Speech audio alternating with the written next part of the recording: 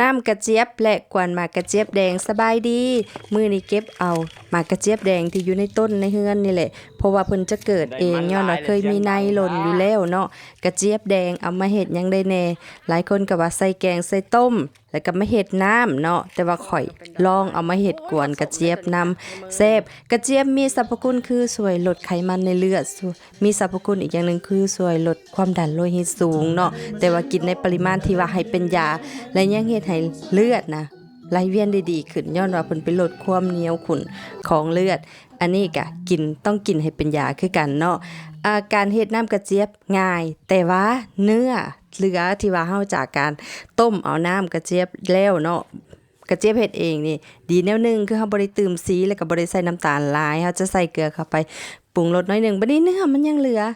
เคยคิดเสียดายเนาะเพราะว่าซิมเบิ่งเนื้อสัมผัสก็ดีแล้วก็จะมีรสส้มที่ยังเหลือหลายเนาะข้อยก็เลยมาเฮ็ดกวนกระเจี๊ยบคล้ายๆคือกวนมักนัดกวนมะม่วงอีหยังหั่นแหละออกมาแบบเฮาปรุงรสหวานได้ตามใจมันจะยังมีรสส้มหลายอยู่คุยกับขนมปังก็คักแล้วข้อยก็เอาข้าวมาคุยกับก็แซ่บดี